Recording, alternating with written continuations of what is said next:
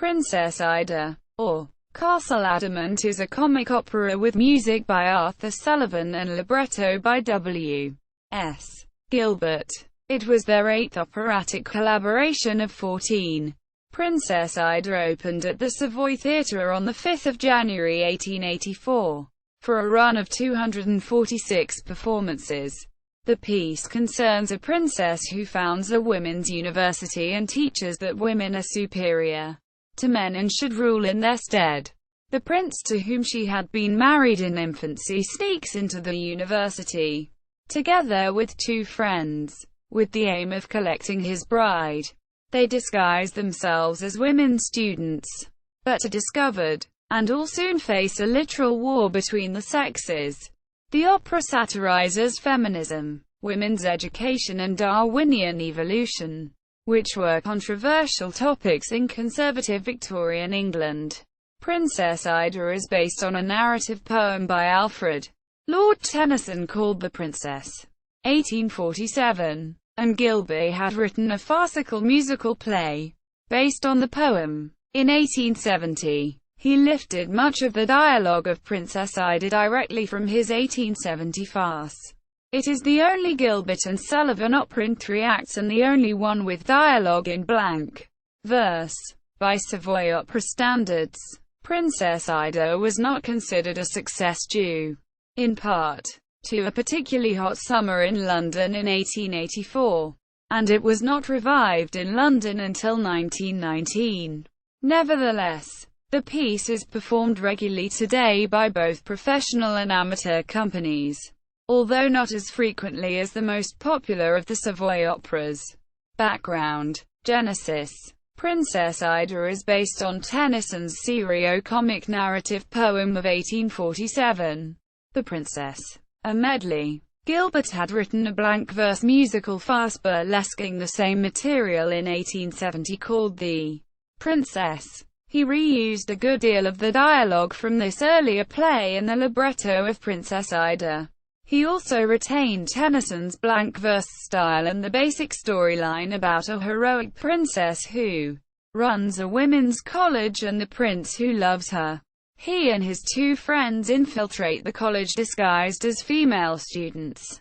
Gilbert had to write entirely new lyrics for Princess Ida, since the lyrics to his 1870 farce were written to previously existing music by Jacques Offenbach, Rossini and others. Tennyson's poem was written, in part, in response to the founding of Queen's College, London, the first college of women's higher education. In 1847, when Gilbert wrote The Princess in 1870, women's higher education was still an innovative, even radical concept. Girton College, one of the constituent colleges of the University of Cambridge, was established in 1869. However, by the time Gilbert and Sullivan collaborated on Princess Ida in 1883, a women's college was a more established concept. Westfield College, the University of London's first women's college, had opened in 1882. Thus, women's higher education was in the news in London, and Westfield is cited as a model for Gilbert's Castle Adamant, increasingly viewing his work with Gilbert as unimportant, beneath his skills and repetitious. Sullivan had intended to resign from the partnership with Gilbert and Richard D'Oyly-Carte after Iolanthe, but after a recent financial loss, he concluded that his financial needs required him to continue writing Savoy operas. Therefore, in February 1883, with Iolanthe still playing strongly at the Savoy Theatre, Gilbert and Sullivan signed a new 5-year partnership agreement to create new operas for Carte. Upon 6 months' notice, he also gave his consent to Gilbert to continue with the adaptation of The Princess as the basis for their next opera. Later that spring, Sullivan was knighted by Queen Victoria and the honour was announced in May at the opening of the Royal College of Music. Although it was the operas with Gilbert that had earned him the broadest fame, the honour was conferred for his services to serious music, the musical establishment, and many critics. believed that Sullivan's knighthood should put an end to his career as a composer of comic opera, that a musical knight should not stoop below oratorio grand opera. Having just signed the 5-year agreement, Sullivan suddenly felt trapped. By the end of July 1883, Gilbert and Sullivan were revising drafts of the libretto for Ida. Sullivan finished some of the composition by early September when he had to begin preparations for his conducting duties at the triennial Leeds Festival, held in October. In late October, Sullivan turned his attentions back to Ida, and rehearsals began in November. Gilbert was also producing his one-act drama, comedy and tragedy, in keeping an eye on a revival of his Pygmalion and Galatea at the Lyceum Theatre by Mary Anderson's company. In mid-December, Sullivan bade farewell to his sister-in-law Charlotte, the widow of his brother Fred, who departed with her young family to America, never to return. Sullivan's oldest nephew, Herbert, stayed behind in England as his uncle's ward, and Sullivan threw himself into the task of orchestrating the score of Princess Ida, as he had done with Iolanthe. Sullivan wrote the overture himself, rather than assigning it to an assistant as he did in the case of most of his operas. Production. Princess Ida is the only Gilbert and Sullivan work with dialogue entirely in blank verse and the only one of their works in 3 acts, and the longest opera to that date. The piece calls for a larger cast, and the soprano title role requires a more dramatic voice than the earlier works. The American star Lillian Russell was engaged to create the title role of Princess Ida, but Gilbert did not believe that she was dedicated enough, and when she missed a rehearsal, she was dismissed. The D'Oyly Carte Opera Company's usual female lead, Leonora Braham, a light lyric soprano, nevertheless moved up from the part of Lady Psyche to assume the title role.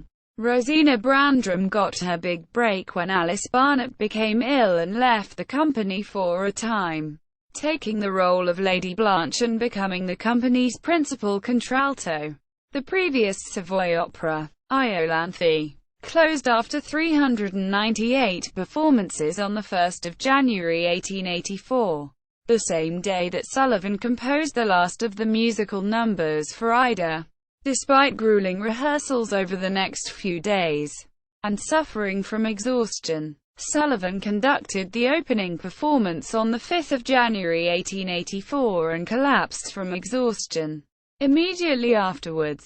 The reviewer for the Sunday Times wrote that the score of Ida was the best in every way that Sir Arthur Sullivan has produced. Apart from his serious works, humor is almost as strong a point with Sir Arthur as with his clever collaborator. The humor of the piece also drew the comments that Gilbert and Sullivan's work has the great merit of putting everyone in a good temper. The praise for Sullivan's effort was unanimous, though Gilbert's work received some mixed notices. Aftermath. Sullivan's close friend, composer Frederick Clay, had suffered a serious stroke in early December 1883 that ended his career.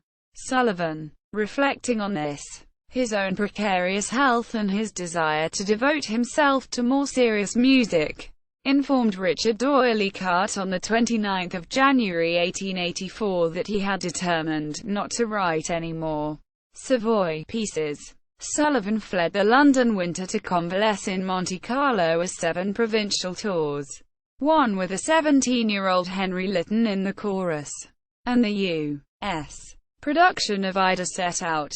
As Princess Ida began to show signs of flagging early on, Carte sent notice, on the 22nd of March 1884, to both Gilbert and Sullivan under the 5-year contract, that a new opera would be required in 6 months' time. Sullivan replied that, "It is impossible for me to do another piece of the character of those already written by Gilbert and myself." Gilbert was surprised to hear of Sullivan's hesitation and had started work on a new opera. involving a plot in which people fell in love against their wills after taking a magic lozenge, a plot that Sullivan had previously rejected. Gilbert wrote to Sullivan asking him to reconsider, but the composer replied on the 2nd of April that he had come to the end of my tether with the operas. I have been continually keeping down the music in order that not one syllable should be lost. I should like to set a story of human interest and probability where the humorous words would come in a humorous, not serious, situation, and where, if the situation were a tender or dramatic one, the words would be of similar character. Quote, Gilbert was much hurt, but Sullivan insisted that he could not set the lozenge plot. In addition to the improbability of it, it was too similar to the plot of their 1877 opera, The Sorcerer, and was too complex a plot. Sullivan returned to London, and, as April wore on, Gilbert tried to rewrite his plot, but he could not satisfy Sullivan. The parties were at a stalemate, and Gilbert wrote, "And so ends a musical and literary association of 7 years standing, an association of exceptional reputation, an association unequaled in its monetary results, and hitherto undisturbed by a single jarring of discordant element." However, by the 8th of May 1884, Gilbert was ready to back down, writing, quote, "Am I to understand that if I construct another plot in which no supernatural element occurs, you will undertake to set it a consistent plot, free from anachronisms, constructed in perfect good faith and to the best of my ability?" The stalemate was broken, and on the 20th of May, Gilbert sent Sullivan a sketch of the plot to the Mikado. A particularly hot summer in London did not help ticket sales for Princess Ida and forced Carte to close the theatre during the heat of August. The piece ran for a comparatively short 246 performances, and for the first time since 1877, the opera closed before the next Savoy Opera was ready to open. Princess Ida was not revived in London until 1919. Some of these events are dramatized in the 1999 film Topsy-Turvy. Musical and textual analysis. The opera satirizes feminism, women's education and Darwinian evolution, all of which were controversial topics in conservative Victorian England. In the 15 years between the time that Gilbert wrote The Princess and the premiere of Princess Ida, the movement for women's education had gained momentum in Britain, with the founding of Girton College, 1869, and Newnham College, 1871, at the University of Cambridge, and Somerville, 1878, and Lady Margaret Hall, 1878, at the University of Oxford. Westfield College in Hampstead, the University of London's first women's college, opened in 1882, as in Patience and Iolanthe, the two previous Gilbert and Sullivan operas. Princess Ida concerns the war between the sexes. In Patience, the aesthetic, crazed women are contrasted with vain military men. In Iolanthe, the vague and flighty fairies, women, are pitted against the ineffective, dim-witted peers, men, and in Ida, overly serious students and professors at a women's university. Women defy a marriage by force ultimatum by a militaristic king and his testosterone-laden court. Men. Princess Ida is one of several Gilbert plays, including The Wicked World, Broken Hearts, Fallen Fairies and Iolanthe, where the introduction of males into a tranquil world of women brings mortal love that wreaks havoc with the status quo. Stedman calls this a Gilbertian invasion plot.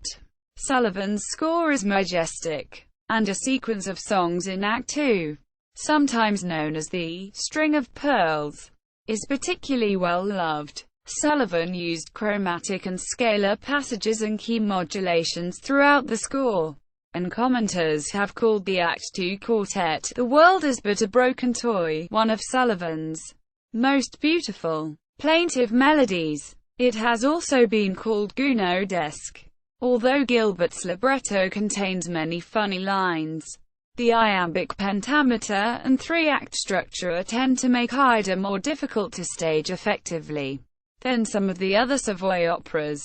In addition, modern audiences sometimes find the libretto's dated portrayal of sex roles and the awkward resolution of the opera unsatisfying. It is also curious, after the string of successes that the partnership had experienced with George Grossmith and Rutland Barrington in starring roles, to choose a theme that relegated them to comparatively minor roles. King Hildebrand, bass baritone. Hilarion, King Hildebrand's son. Tenor, Cyril. Hilarion's friend. Tenor, Florian. Hilarion's friend. Lyric baritone, King Gama. Comic baritone, Arak. King Gama's son. Bass baritone, Guron. King Gama's son. Bass baritone, Cineas. King Gama's son. Bass.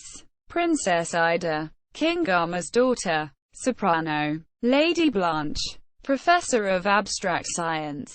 Contralto, Lady Psyche. Professor of Humanities. Soprano, Melissa. Lady Blanche's daughter. Mezzo-soprano, Saccharissa. Girl graduate. Soprano, Chloe. Girl graduate. Speaking role chorus. Ada. Girl graduate. Speaking role chorus.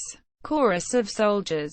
Courtiers. Girl graduates. Daughters of the Plough, etc. Synopsis. Act 1. In a pavilion at King Hildebrand's palace, courtiers wait expectantly for the arrival of King Gama and his daughter Princess Ida, who was betrothed in infancy to Hildebrand's son, Prince Hilarion. Search throughout the panorama. Hildebrand promises to wage war against Gama if the princess should fail to appear.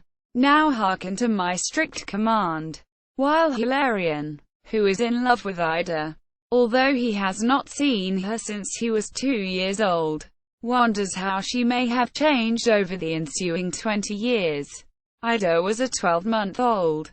Ida's warlike and dull brothers Arak, Guron and Cineas arrive at Hildebrand's palace. We are warriors 3. Preceding their father, King Gama enters, explains his misanthropy. If you give me your attention, I will tell you what I am, and promptly displays it by insulting Hildebrand and his son. He then announces that Princess Ida has forsworn men and founded a women's university at Castle Adamant, one of his many country houses. The two kings advise Hilarion to go to Castle Adamant to claim Ida, and that if she refuses him, Hildebrand will storm the castle. Perhaps if you address the lady. But Hilarion plans to use romantic means, rather than force, to gain the princess's love. He explains that nature has armed him and his friends, the courtiers Cyril and Florian, to win this war. Expressive glances will be our lances. The 3 set off to Castle Adamant, while King Gama and his sons are to remain at Hildebrand's palace as hostages for a month to dwell in a dungeon cell. Act 2. At Castle Adamant, Princess Ida's pupils learn that man is nature's sole mistake. Towards the Empyrean heights, one of the professors, Lady Blanche, doles out the punishments for the day. 4 offenses that include bringing chessmen to the university, men with whom you give each other mate, and for sketching a double perambulator. Princess Ida arrives. Minerva, oh hear me, and delivers a stern lecture, stating that women's brains are larger than men's, and predicting that woman shall conquer man, but that once having conquered, woman will treat man better than he has treated her. Lady Blanche resents the princess's authority and predicts that one day she will replace her as head of the university. Come Mighty Must, a song often cut from the D'Oyly Carte productions. Hilarion, Cyril and Florian sneak into Castle Adamant. Gently, gently, they scoff at the idea of a woman's college. Finding some discarded academic robes, the three men disguise themselves as young maidens wishing to join the university. I am a maiden cold and stately, and are welcomed by Princess Ida. The world is but a broken toy. Florian realizes that their disguises won't fool his sister, Lady Psyche, one of the professors, and they take her into their confidence. Lady Psyche warns them that they will face death if the princess discovers who they are and informs them of the princess's theories on man, using a parable about an ape who falls in love with a high-born lady to illustrate her point that Darwinian man, sprung from an ape, is ape at heart. A lady fair of lineage high, Melissa, Lady Blanche's daughter, has overheard them, but, fascinated by the first men she has ever seen, swears herself to secrecy. She falls in love with Florian at first sight, and the company celebrate joyously the discovery that men are not the monsters that Princess Ida had claimed. The woman of the wisest wit, Lady Blanche, who has not fallen for the men's disguises, confronts Melissa. Though indignant at first, she is persuaded to keep the men's secret when her daughter points out that if Hilarion is able to woo Princess Ida, Blanche will become head of the university. Now, wouldn't you like to rule the roast? During lunch, merrily rings the luncheon bell. Cyril gets tipsy and inadvertently gives away his friend's identity by singing a bawdy song. Would you know the kind of maid? In the ensuing confusion, Princess Ida falls into a stream, and Hilarion rescues her. Oh joy! Our chief is saved. Despite her rescue, Ida condemns Hilarion and his friends to death. Hilarion counters that without her love to live for, he welcomes death, whom thou hast chained. King Hildebrand and his soldiers arrive, with Ida's brothers in chains. He reminds her that she is bound by contract to marry Hilarion and gives her until the following afternoon to comply. Some years ago, or incur the guilt of fratricide. The defiant Ida replies that, although Hilarion saved her life and is fair, strong and tall, she would rather die than be his bride. To yield at once to such a foe. Act 3. Princess Ida reviews her student troops' readiness to meet Hildebrand's soldiers in battle, but the terrified girls admit that they are afraid of fighting. Death to the invader. Princess Ida is disgusted by the lack of courage and vows that, if necessary, she will fight Hildebrand's army alone. I built upon a rock. Her father, King Garma, arrives with a message that Hildebrand prefers not to go to war against women. He reveals that Hildebrand has been torturing him by treating him in luxury and giving him nothing to complain about. When Eri spoke sarcastic joke, he suggests that, instead of subjecting her women to all-out war, she pit her three strong, brave brothers against Hilarion and his friends, with Ida's hand to depend on the outcome. Ida is insulted to be a stake for fighting men, but realizes that she has no alternative. Hildebrand's forces enter, together with Garma and his three sons. When anger spreads his wing, Hilarion, Cyril and Florian are still in their women's robes, and King Garma and his sons ridicule them. In preparation for battle, Garma's sons shed their heavy armor, saying that it is too uncomfortable for combat. This helmet, I suppose.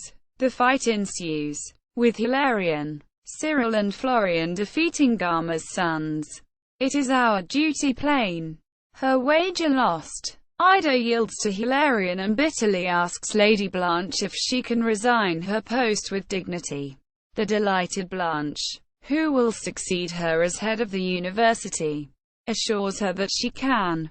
Ida laments the failure of her cherished scheme, but King Hildebrand points out the fatal flaw in her logic. If you enlist all women in your cause, and make them all abjure a tyrannic man, the obvious question then arises, how is this posterity to be provided? Quote, Princess Ida admits, I never thought of that. Hilarion makes an emotional appeal, urging her to give man one chance, while Cyril observes that if she grows tired of the prince, she can return to Castle Adamant. Lady Psyche says that she, too, will return if Cyril does not behave himself, but Melissa swears that she will not return under any circumstances. Finally, Ida admits that she has been wrong, and declares that indeed she loves Hilarion, ending with a quotation directly from the Tennyson poem, "All celebrate, with joy abiding." Musical numbers. Overture includes We Are Warriors 3 and Minerva. Oh, Hear Me. Act 1. 1. Search throughout the panorama. Florian and chorus. 2. Now hearken to my strict command. Hildebrand and chorus. 3. Today we meet. Hilarion. 4. From the distant panorama. Chorus. 5. We are warriors 3. Arak. Guron. Cynthius and chorus. 6. If you give me your attention. Gama. 7. Finale Act 1. Gama. Hildebrand. Cyril. Hilarion. Florian and chorus. P-raps if you address the lady. Expressive glances. For a month to dwell in a dungeon cell. Act 2. 8. Towards the Empyrean heights. Lady Psyche. Melissa. Saccharissa and chorus of girls. 9. Mighty maiden with a mission. Chorus of girls. 10. Minerva. Oh, hear me. Quote. Oh, goddess wise. Princess. 10a. And thus to Empyrean heights. Princess and chorus. 11. Come, mighty must. Lady Blanche. 1. 12. Gently, gently. Cyril. Hilarion and Florian. 13. I am a maiden, cold and stately. Cyril. Hilarion and Florian. 14. The world is but a broken toy. Princess. Cyril. Hilarion and Florian. 15. A lady fair, of lineage high. Psyche with Cyril. Hilarion and Florian. 2. 16. The woman of the wisest wit. Psyche. Melissa. Cyril. Hilarion and Florian. 17. Now wouldn't you like to rule the roast? Melissa and Blanche. 3. 18. Merrily ring the luncheon bell. Blanche. Cyril and chorus of girls. 19. Would you know the kind of maid? Quote. Cyril. 20. Finale Act 2. Princess. Hildebrand. Melissa. Psyche. Blanche. Cyril. Hilarion. Florian. Arak. Guron. Cynthius and chorus. Oh, joy! Our chief is saved. Whom thou hast chained must wear his chain. Walls and fences scaling. Some years ago. No doubt you know. We may remark, though nothing can dismay us, to yield at once to such a foe with shame were rife. 1. Starting in the 1920s. The D'Oyly Carte Opera Company traditionally deleted this song. 2. As musical director, Harry Norris was responsible for adding prominent horn parts to the accompaniment to A Lady Fair. They were expunged by Malcolm Sargent but subsequently restored by Royston Nash in the 1970s. These are customarily referred to as the Norris's horn parts, though they may have been written by Geoffrey Toy. 3. The first line of this song is often erroneously sung as, now wouldn't you like to rule the roost, instead of roast. Rhymes with clear the coast in the next couplet. This typographical error appeared in early vocal scores and still appears in a current chapel vocal score edition, although some scores have corrected it. Act 3. 21. Death to the Invader. Melissa and chorus of girls. 22. Whene'er I spoke. King Gama with chorus of girls.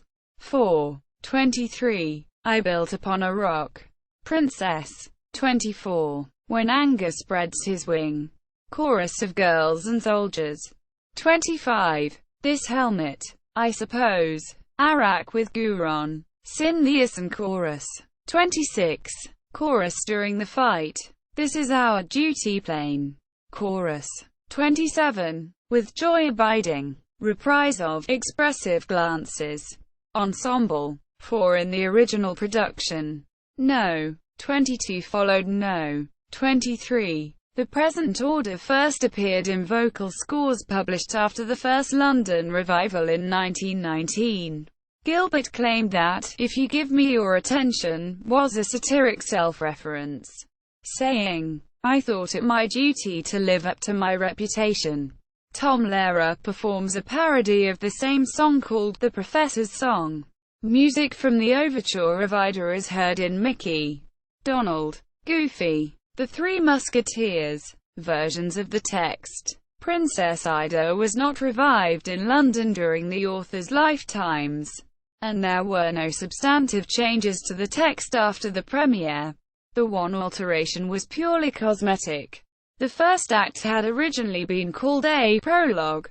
It was redesignated Act 1, with a consequent renumbering of the remaining acts, at around the time of the first London revival. In 1919, there were changes to the running order of Act 3, as written originally. The sequence of Act 3 is as follows. Death to the Invader. Princess Ida addresses the girls and then dismisses them. I Built Upon a Rock. Princess. The girls re-enter, shortly followed by King Gama. Whene'er I Spoke Sarcastic Joke. King Gama. Ladies Chorus. Dialogue in which the princess agrees to let her brothers fight for her. When Anger Spreads His Wing. Double chorus. Dialogue preceding the fight. This helmet, I suppose. Arak. Guron. Cineas. Chorus. This is our duty plain. Chorus during the fight.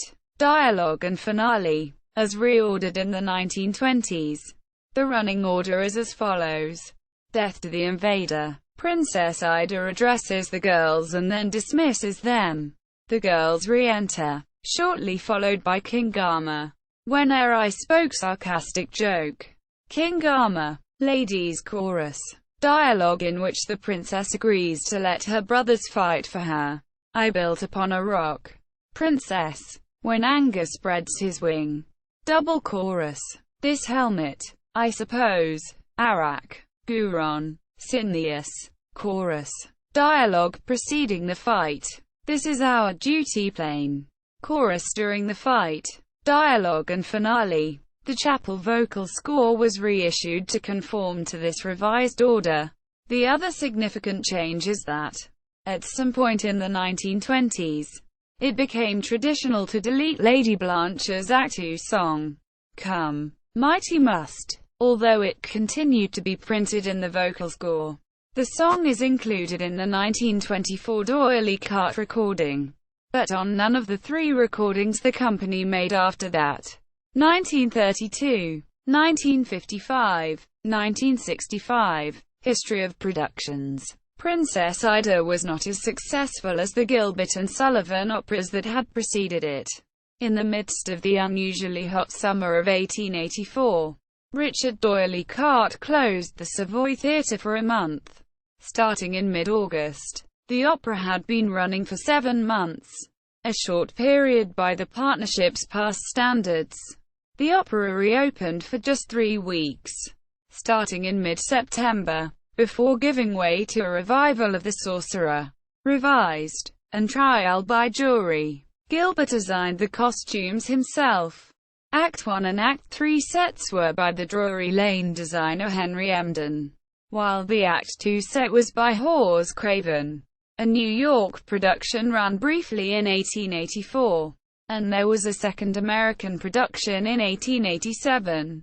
In Australia, Princess Ida's first authorized performance was on 16 July 1887 at the Princess Theatre, Melbourne. Produced by J.C. Williamson. Provincial tours of Princess Ida began in early 1884 and ended by mid-1885.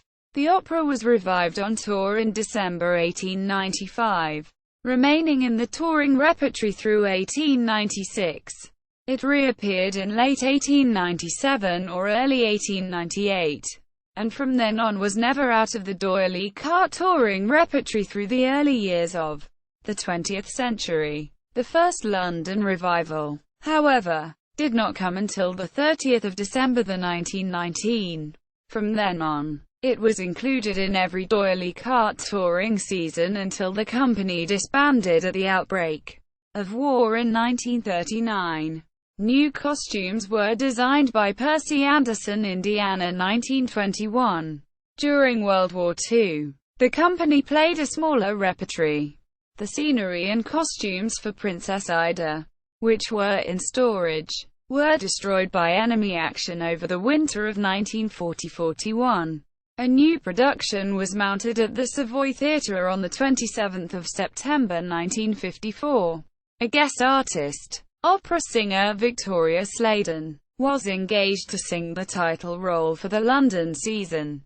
For the 1954 revival, the Act 2 line, "and the niggers they'll be bleaching by and by," was changed to, "and they'll practice what they're preaching by and by," to accommodate the sensibilities of modern audiences. Following similar changes in other Gilbert and Sullivan works, after the 1954 revival, Princess Ida was an irregular presence in the d'Oyly Carte repertory. While it never went unperformed more than 2 or 3 seasons at a time, it was usually performed only in London and a few other major cities. The demands of the title role were considered unusual by Gilbert and Sullivan standards, and often the company brought in guest artists to play it. The company's final performances of the opera were in February to April 1977. The company's reduced repertory in its final 5 seasons did not accommodate it. Other professional companies have produced Princess Ida, including American Savoyards in the 1950s and 1960s, Light Opera of Manhattan in the 1970s and 1980s, New York Gilbert and Sullivan Players since the 1980s, Ohio Light Opera, which recorded the piece in 2000, the Gilbert and Sullivan Opera Company at the International Gilbert and Sullivan Festival in 2003 and 2009, and others. The following table shows the history of the d'Oyly Carte productions in Gilbert's lifetime. Historical casting. The following tables show the casts of the principal original productions in d'Oyly Carte Opera Company touring repertory at various times through to the company's 1982 closure. Recordings. Princess Ida has received fewer professional recordings than most of the Gilbert and Sullivan operas. The d'Oyly Carte Opera Company recorded the piece 4 times, in 1924, 1932, 1955 and 1965. But the later 2 recordings have not been as well received as the earlier 2.